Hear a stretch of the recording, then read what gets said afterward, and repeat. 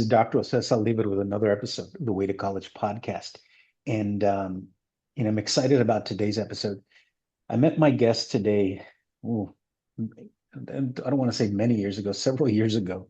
And it was another connection through an organization known as the Texas Association of Chicanos in Higher Ed, TACHE. And it has been an incredibly fruitful for me um, organization just because it allowed me to connect with so many people and today is another one of those connections. Before we get started, I'm going to allow my guest to introduce himself. So Cesar, would you mind introducing yourself to our listeners out there? Yeah, of course. First off, thank you, Dr. J, for having me here in the podcast. I appreciate you. Good morning, everybody. My name is Cesar Quezada. I'm currently residing in Houston, Texas. Higher ed professional. Been in higher ed for the last 8, 9 years. I am a first generation student, first generation professional, DACA recipient, and I was born in Durango, Mexico. Cesar, thank you. Thank you for that introduction. Thank you for joining me today. Cesar, as with all my guests, I always start with, if you had to identify the starting point for your own educational journey, where would that starting point be? Ooh, I'd probably have to say. When I actually started to take it seriously was my sophomore year in college. I had a really, I always knew that I needed to finish my education. I always knew that my parents brought me here to the United States, to get an education, but I just took it for granted, right? All the way up until high school. Um, I was a little bitter right after high school because I was supposed to go play soccer, Mm, at the college level. So my dream was, okay, if I'm going to be in education, if I'm going to get an education, at least I'll play soccer. The scholarships that I had, the schools where I needed to or where I was wanting to go did not pan out the way I wanted them to. I had a late injury during my senior year, so things shifted. So freshman year, honestly, I just went to college because I had to. I had a 1.26 GPA wow. at the end of my freshman year. And something clicked during the summer before my sophomore year that's when I needed to take it seriously. So sophomore year for the fall semester, I took 28 credit hours, and in the spring I took 26. Got a 3.25 GPA that semester, and that's honestly where everything changed for me after that. That's a hell of a turnaround. That I mean, it is we people talk about that moment when it gets real or when they take it seriously. You go to college with the intent of playing soccer. Mhm. Beyond soccer, what were some of your, did you have any long-term goals? Do you have any career-wise? Did you see soccer as maybe I could play professionally? What were you thinking? What was your mindset at the time? Yeah, I mean, the only thing that I liked in high school was psychology, criminal justice. That's the path that I wanted to go into. Um, the summer right before college, um, my goal was always to be like an FBI agent, right? That's where I wanted to go with psychology, criminal justice. But the summer before my freshman year, I found out that you had to be a citizen, um, in order to be an FBI agent. So that also kind of added on top of the scholarships and everything that I'm like, I can't even do what I want to do, Right. even if I graduate and go to college and do what I wanted to. So, one, thank you. Thank you for that, for giving us that context, because I think, I share the podcast, you put it out into the world, hoping that it connects with folks. And I know I'm sure you've experienced it. I've come across a lot of students that get to school or they're in high school and they see college and they think, well, I don't qualify for the scholarships. I can't even pursue the job that I want. And I remember your story, reminded me of a conversation I had many years ago with a student who's a first year student, comes into my office and says, why am I doing this? I'm not even a citizen. This was just before DACA. And it was kind of like encouraging him to kind of just keep going forward because the chances would be better. Things would still be better for him if he went forward. Given sort of what you were dealing with, and having these realizations, um, why did you persist? Why did you keep going? Why did you keep going forward? My family. I think at that point, my parents had made the sacrifice to bring the family here to the United States, to give us a better education. At that point, I have an older brother that's 10 years older than me. When he got here, he didn't want to continue to pursue his education. So I'm the middle child. I was the next up, right? I had my little sister looking up to me as well. So I wanted to provide, just that guidance for her too. Wanted her to see that no matter what kind of struggles or obstacles are put in front of her, to continue to persist and continue to move forward. So I think my family was the biggest factor. Oh, thank you. Cesar, you managed to turn it around, focus on school. And yeah, at that point, what is it that you were majoring in? I started off as a psychology major, and then sophomore year after the 3.25, I'm like, oh, I can do this. I double majored in criminal justice and psychology, and had a minor in sociology and Spanish. Wow. Wow.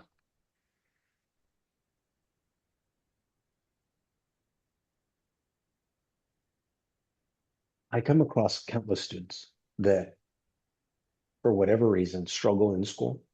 Mhm. I find a lot of times it's difficult to manage everything, this time management, right? They've got all kinds of expectations outside of the school for themselves, right? That the family places on them. Here you are, you're doing what, 26 and 28 hours for federal? 20, yeah, 28 and 26, yeah. I've got to ask, how did you do that? Honestly, I look back at it, it was with a very little sleep. I was duly enrolled at my local community college Uh-huh. and at my university where I was at. The university was about an hour and a half away from my community college and from home. So after my freshman year, came home, was living at home because my scholarship got taken away, my dorm and all of that. So came back home, started to go through summer classes at the community college to try to get my GPA up a little bit. And that's whenever it clicked. And I'm like, you know what? I can do this. So I started taking a couple classes in the morning at the community college a couple of days. Then right after class, maybe around 12:30, I would drive to Commerce, where I was doing my other classes, would get there around 3-ish, and I had a shift to be a tour guide on campus. So I was still working, trying to work there. And I would stay on campus till 11, 12 at night at the library, just studying, taking classes. A lot of my classes were online, Yeah. from Commerce. So I took advantage that I had that job, that I was on campus at the library, and just went through that. And then midnight would go back, drive that hour and a half back home, if that, sometimes if I knew that I had to be back early in the morning, in Commerce, whether it was for work or for a class, I would just sleep in the library. It was a 24-hour library, so I would sleep there. The gym would open at around 6 in the morning, I believe. So I would take Yeah. my clothes, go to the gym, shower at the gym, and go on about my day. Wow. Wow. Congratulations. And just Thank you. the work ethic, the time management, everything. It is, I imagine, you've got to plan everything, right? Everything's just gotta like work, or Hmm. one misstep, your day's shot. Wow. Cesar, as you're going through school, you that dream of becoming an FBI agent, you know, obviously probably changes. Hmm. What kind of career were you looking at? Honestly, I didn't know. I knew that the only way I was going to get through school was to study what I really loved, which was psychology and criminal justice. That was like the one thing that was going to get me there. Hmm. Um, Again, sophomore year, I think everything shifted. I started to be more on campus, with school and classes. My mentor, well, yeah, my now mentor, he was the advisor for the Latino American Mentorship Program, in commerce back then, which is the scholarship that I got taken away after my freshman year, he started to see my shift and my change in school and how I was putting time into the program without even having a scholarship, right? I felt like that was a place where I needed to be.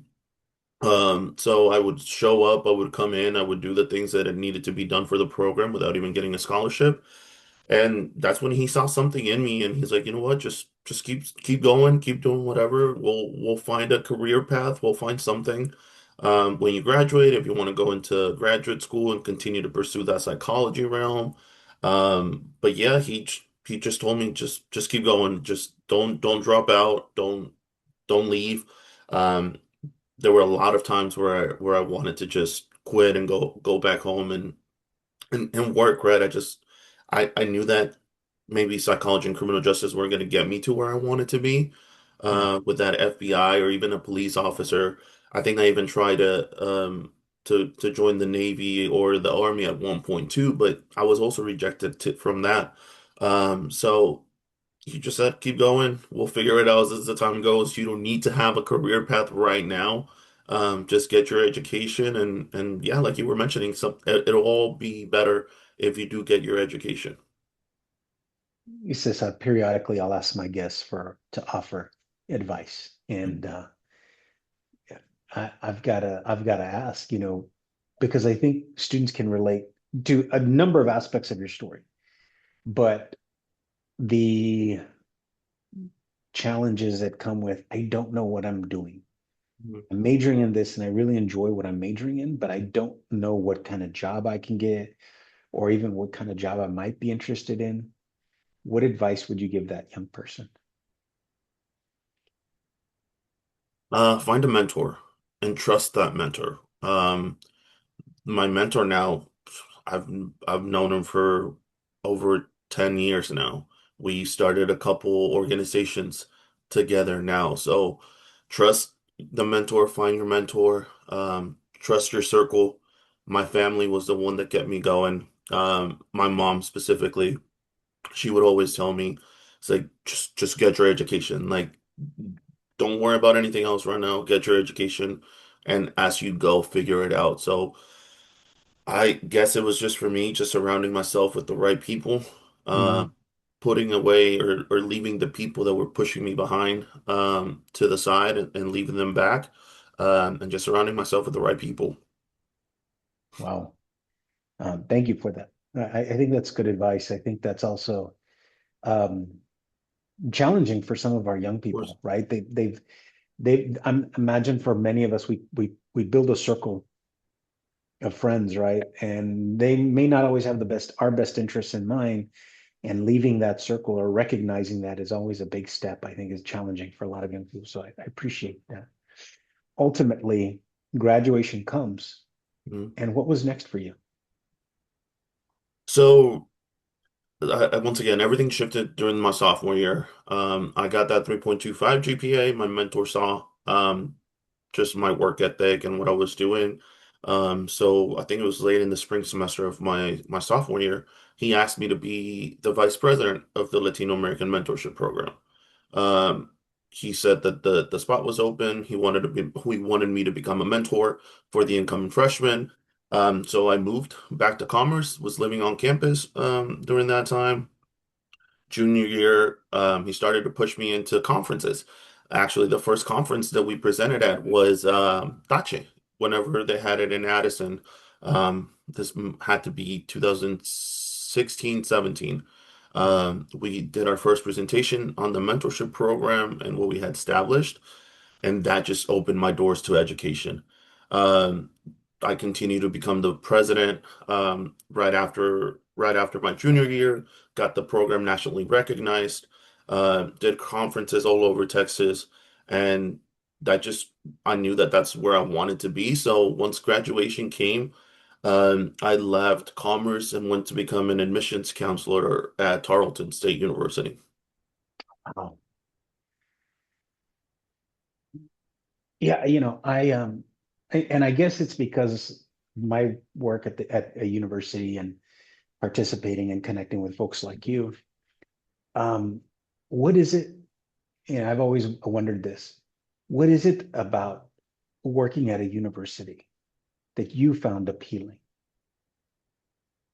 Honestly, I didn't know if I wanted to work at a university. I knew I just wanted to make an impact on the students' lives. Mhm. I knew that I wanted to continue to be a source for them to find answers. I came in as a first generation student, not knowing anything. So whenever I started to help the incoming freshmen, or even when we were doing recruiting fairs and things like that to bring them into the program, if I was able to provide them with one answer that they didn't know, like to me, that was just like amazing. Like that's where I wanted to be. So shortly after that, I think I didn't know where I wanted to go. Um, I had applied to a lot of different jobs. And out of nowhere, I found this admissions counselor's role, and they literally hired me. Or I started the day on my 22nd birthday Wow. at Tarleton State. So I'm like, you know what? This is 3 weeks after I graduated. I need a job, so let me get into it. And I think that's when I started seeing more students going out to college fairs, going out to recruitment, high schools, and I loved it, fell in love with it, and I was only there for about 5 months, and then quickly transitioned into becoming coordinator of the Multicultural Center at the University of North Texas. Why the shift? Why the move? And especially so soon. Like here you can see yourself having an impact, as you say. Mhm.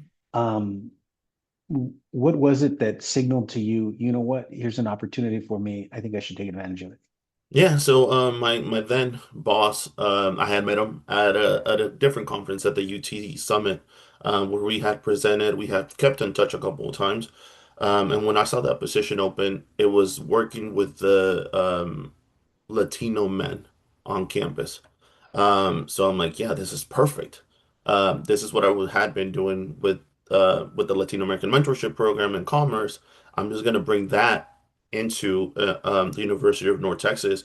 We had already established a curriculum. We already knew how to recruit. We already knew how to establish a program. So that knowledge that I did when we restructured the Latino American Mentorship Program during my presidency was what I'm like, you know what? This is what I want to do in education. So I found it. I got hired in November, right before COVID. I started, and the very first thing I pitched to my boss is we need a Latino men mentorship program, which was called Land Dreams. Wow. Some people get a job and sort of situate themselves to where, all right, I've got the job, I'm going to hold on to it, but I'm Mhm. kind of going to coast. Here you are looking to make an impact right away, You get into a new position. Hey, I've got an idea. Where did you get the confidence to pitch it so quickly? I had 3 years of living it in commerce. I was there on the ground. I started as a mentee, became a mentor, then the vice president. And when I became the president, we had to reshift and restructure it all. And that's whenever it got us to the national recognition with Excelencia in Education. I think that's where I got it from, just being at the conferences. My mentor again would push me. He's like, hey, we got to present here, we got to present here, we got to present here. This is Yeah. the work that we're doing. Not many schools have a program like this, so let's showcase it. So whenever I was in these rooms, people were like, oh my gosh, you guys are doing such an amazing job. Like, this is such a great program. A lot of schools need this. So when I saw the opportunity at the University of North Texas, and I think also the relationship that I had already built with my then boss at that time. He saw that we had what we had done with our previous program, so he's like, "Yeah, go for it." And yeah, we started it, and the first year was very rough because April, or I was supposed to kick it off the fall after COVID started. We didn't know Oh, COVID was going to happen. A yeah. lot of the housing, my admissions teams, they didn't want it. But I kept pushing for it, and our first year was virtual. But that just kicked it off. I started off with 10 mentees that first year. By the spring semester, I had about 18 of them that had just heard it from other people, still virtual. And then by the second year, whenever I was there in the fall, started it in person, we had about 35 to 45 mentees, and I had hired about 15 mentors. 15 mentors, excuse me. Wow. Man. Well, congratulations.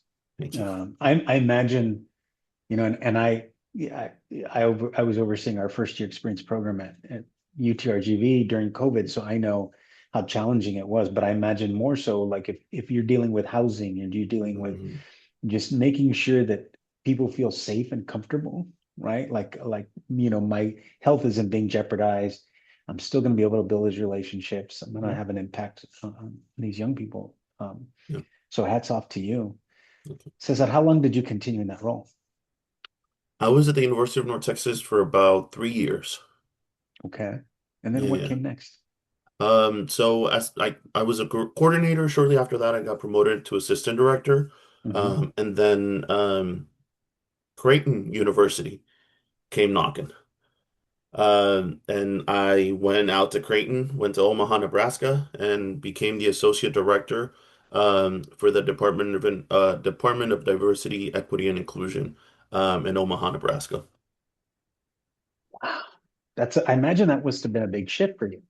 Oh, it was huge. It was huge, but shortly before that, I had passed another role to Mhm. go work for it's called the Tiger Alliance. It was basically the Men of Color programming at Clemson University. Um, I said no because I was afraid of the move. I was afraid of leaving my comfort zone in Texas. I had never lived anywhere else other than Texas, so Yeah. I said no to that. So whenever this role came knocking, I told myself that I couldn't say no if I got the job offer. I had already said no because I was afraid to this other great job at an amazing institution. So I just went with it. Cesar, another time for advice. Because I imagine for a lot of the folks that we encounter, right? A lot of the young people have never left Texas. Some have never left their city or their region. Um, it was a challenge for you to leave initially, right? But you choose to take this job at Creighton. Advise, advise young people on that are afraid to make that jump, make that move, leave their comfort zone. Um, I think that's when you have to do it. When you feel afraid of taking the step, you just have to Mhm. take it. I didn't know what to expect. I didn't know what was going to happen. And I'll be completely honest, I was only there 7 months. Uh, but the experiences that I gained from moving Yeah. have helped me down the line. Being able to be by myself. I hadn't lived away from my family before then. So being over there taking care of everything by myself, it's hard and it seems daunting at times, right? That, oh my gosh, what am I gonna do? But once you do take that leap of faith and you take that the chance, you will see the benefits that you will reap from it. You say you were only there 7 months. Mhm. Why only 7 months, Cesar? So at that point, I was dealing a lot with my mental health. I was at the University of North Texas, and I had started going into therapy. My dad passed away right before I graduated from college, so that just kind of send my mental health downhill. And work was the one thing that was keeping my mind occupied. So the developing of land dreams, developing of the multicultural center, I was putting 70, 80 hours a week in my role to try to stay away from whatever else I was thinking.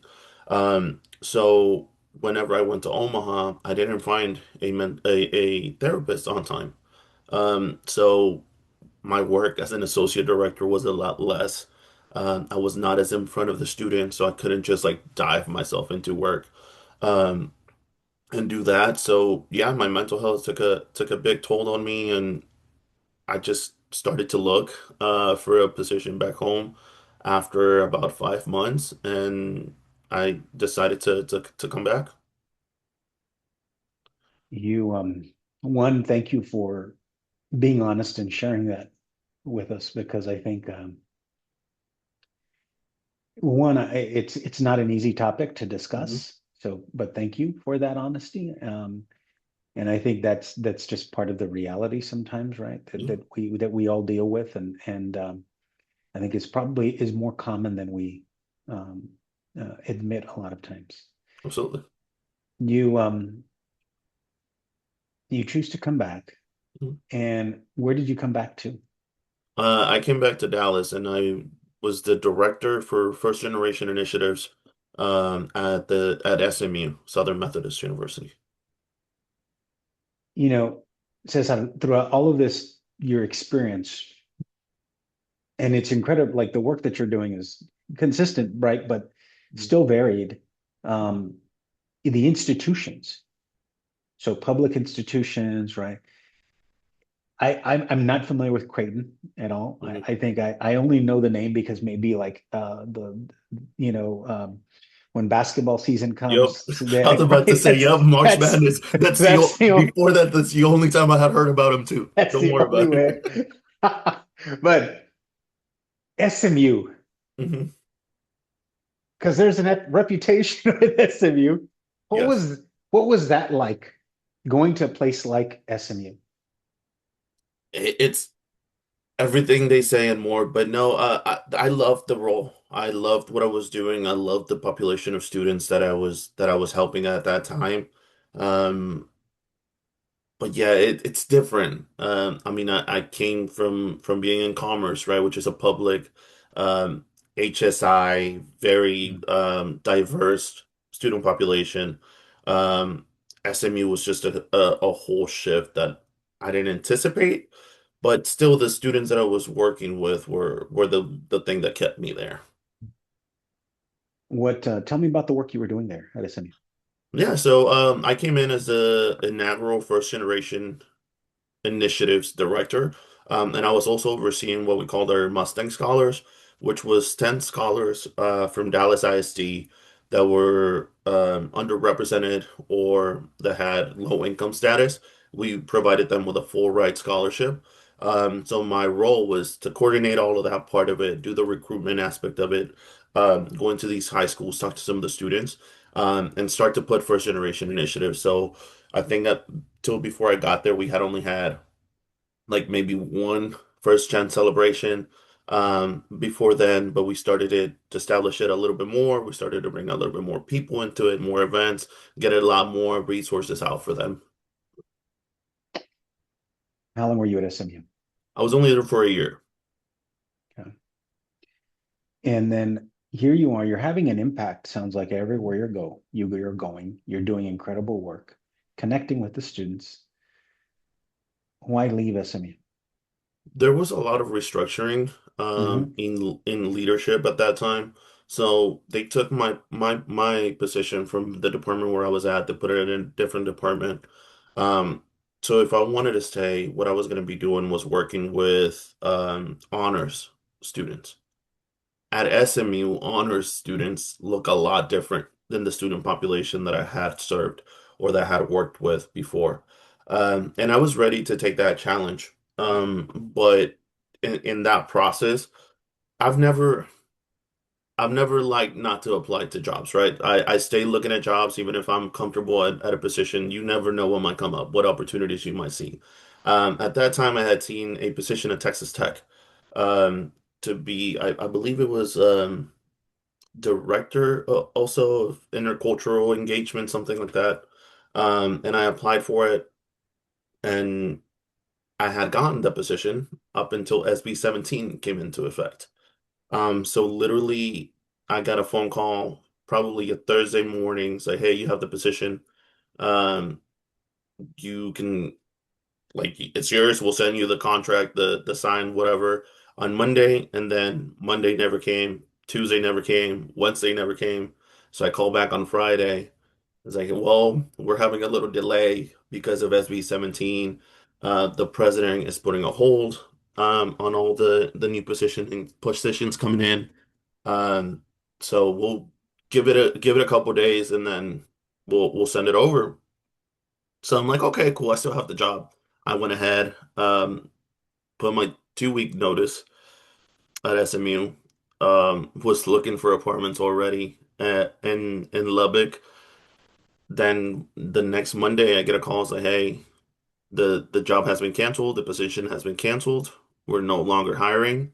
And then a week after that, I find out that the whole department was gone. The people that interviewed me, Wow. Even the vice president of DEI was gone at a different institution.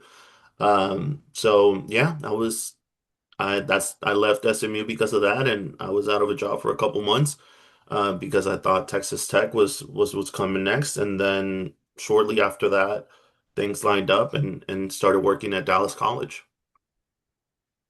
So how do you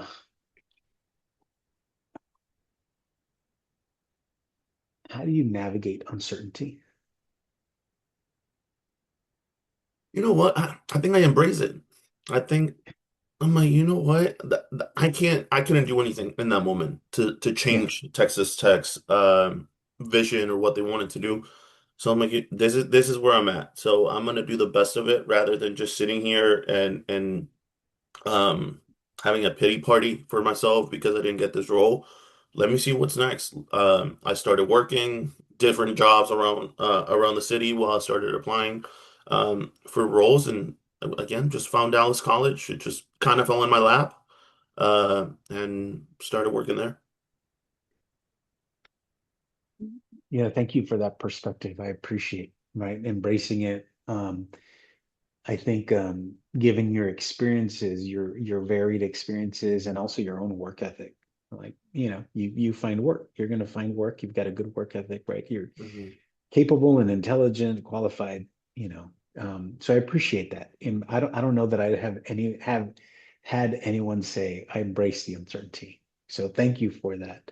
Yeah, Um, and if I can build a little bit up on that, yeah. I think a lot of that came during my college years. Um, Also, whenever I was in school, President Trump came into effect Mm, and removed DACA for a short amount of time. So I was left without my DACA, my work permit on campus, um, for about a year. So I didn't have a job. I couldn't work. I didn't know how I was going to pay for tuition. I didn't know what I was going to pay for my house because I was renting a house at that point. Um, so at that point too, I wanted to quit. I wanted to drop out. My mentor kept saying this, "Hey, we'll figure out a way. Just keep going. We'll find scholarships. We'll find something." My family back at home would be the same things. Like my mom would tell me, "Is like, hey, if I have to work another job to help you pay for rent, to help you pay for tuition and all of that, we'll find a way." I kept working at my job as a student ambassador, not thinking that I was ever going to get paid. I just wanted to keep my head occupied, stay doing something. yeah. At the end of the semester, whenever I get my DACA back, my boss was so graceful that paid me for the whole year retroactively. Once I Wow. got that DACA, so I'm like, you know what? From this point on, nothing will stop me. Like send whatever obstacles my way, whatever needs to happen.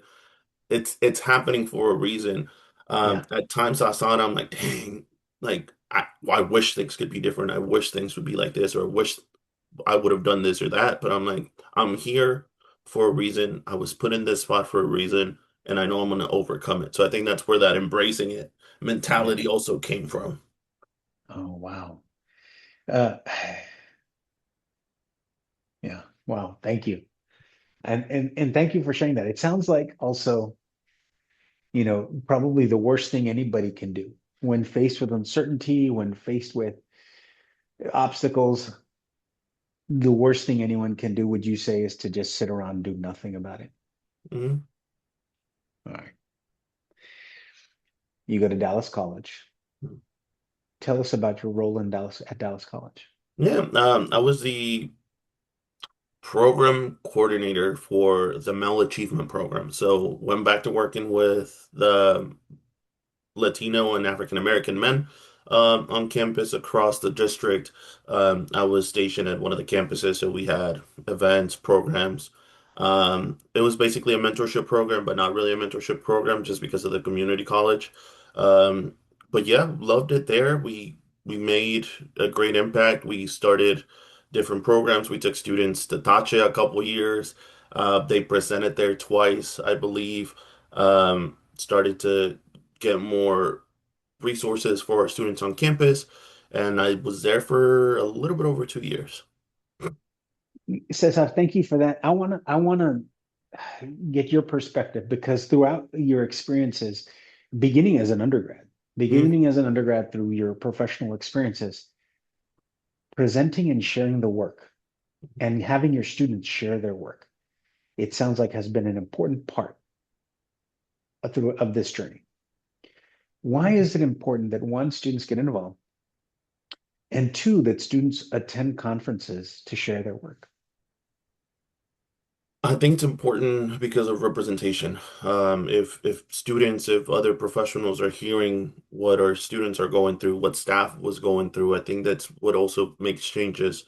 After the first couple of years of Tache, the only thing that I presented on was mentorship, right? The Latino American Mentorship Program. That's the only things that I would present on.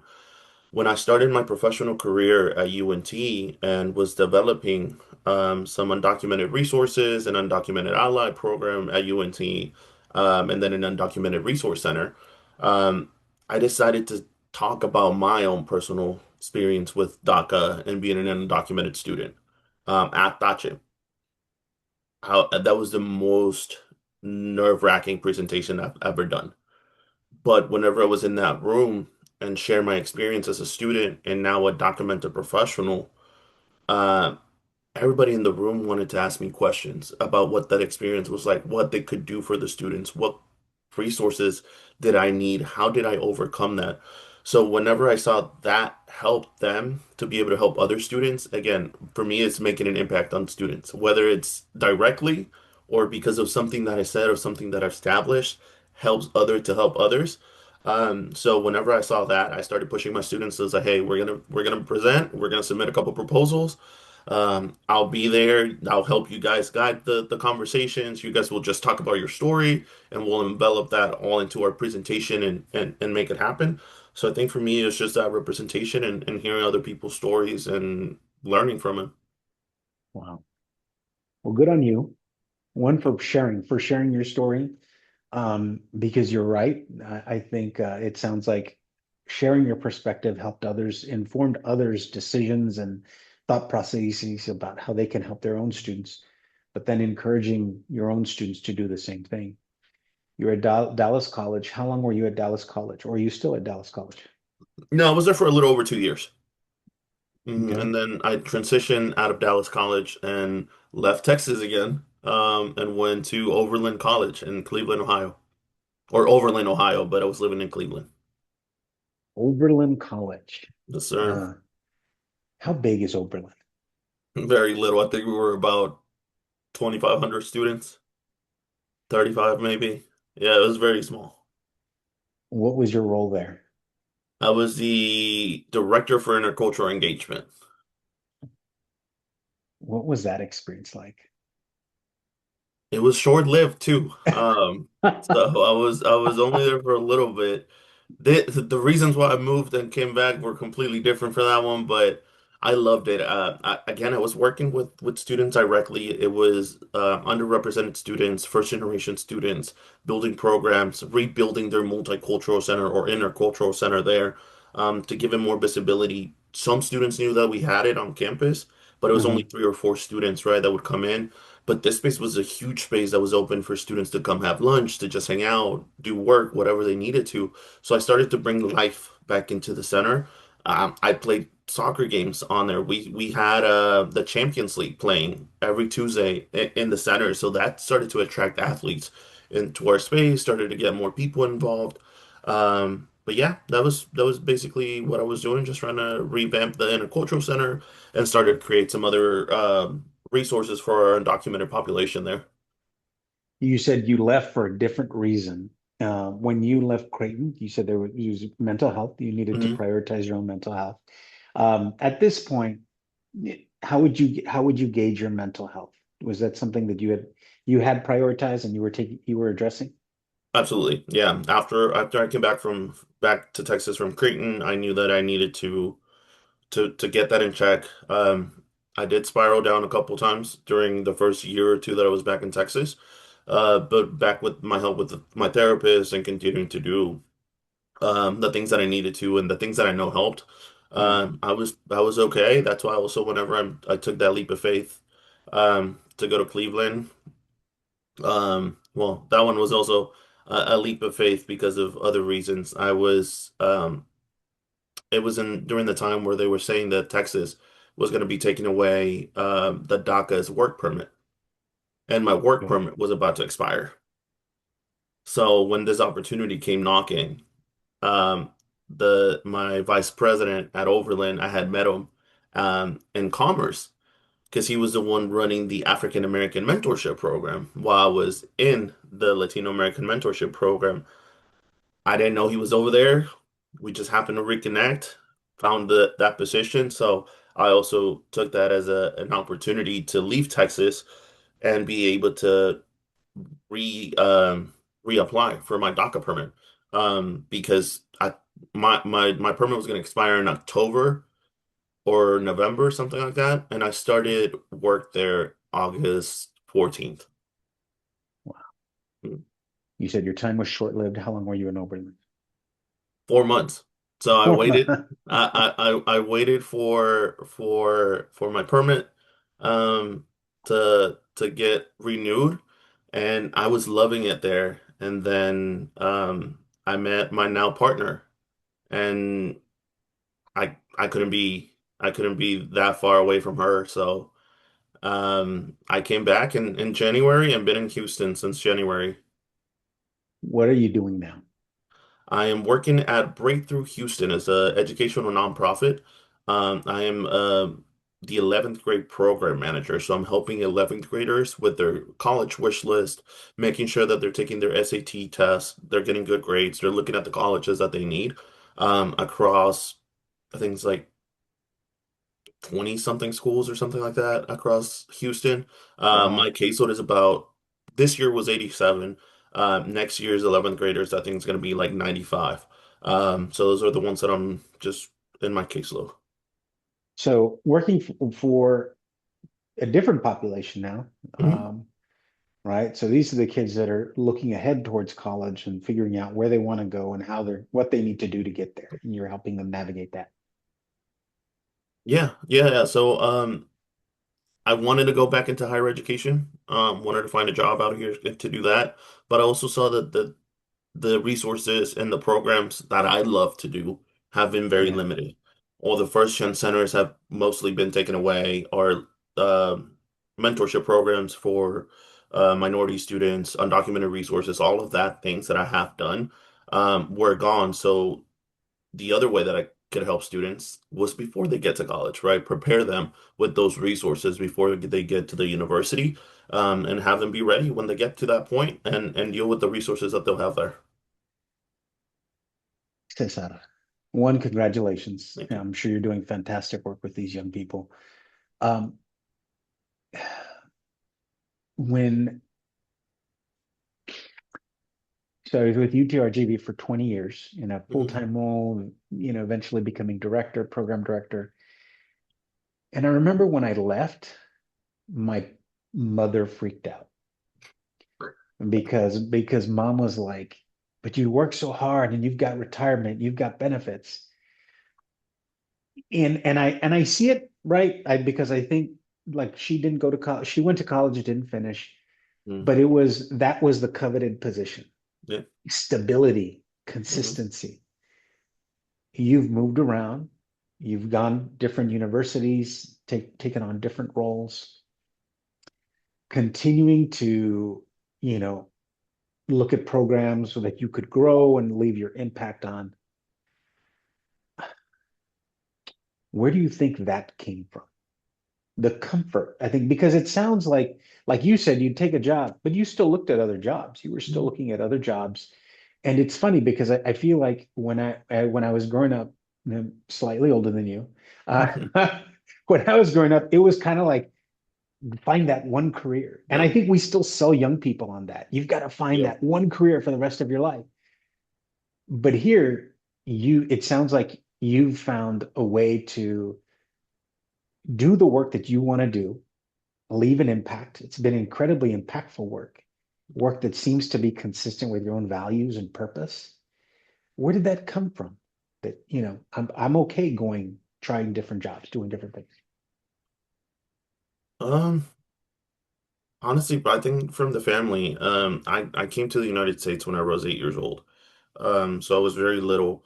My mom, my mom is the same way every time I switch jobs. It's like, oh my gosh, why are you leaving? You just started. Like even when I left to Ohio and told her I was coming back, she's like, why? It's like just stay there for a little bit. People are not gonna want to hire you. But yeah, I think it just stems from the family. I saw my parents do different jobs and try to do whatever it was needed, right, to make ends meet. My brother as well, we shifted and we went to different places, but also I've seen it where they've been in a position for years, right? Yeah, And the time that they don't need them anymore, they don't care that they've been there for 10 years. They don't care that they've helped the place grow. They don't care that they have a family to feed back at home. They're looking out for their best interests, for that company's best interest. yeah, So that's what I'm doing. I'm looking out for my best interest.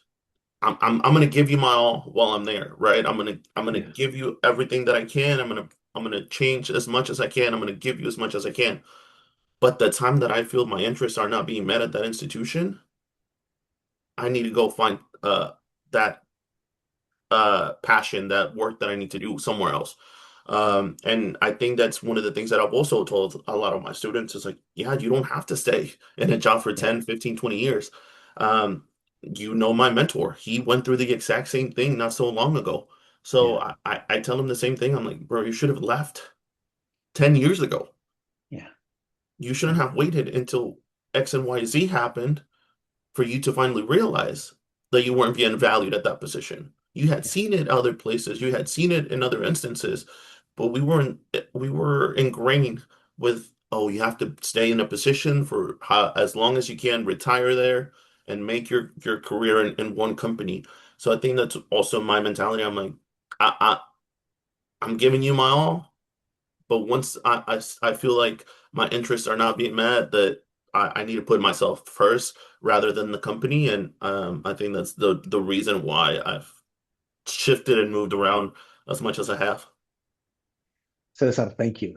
And you're right. You're right. When a company, you know, they don't tend not to make, most companies tend to make decisions regardless of how long you've been there or someone's been Hmm. there. So thank you for that perspective.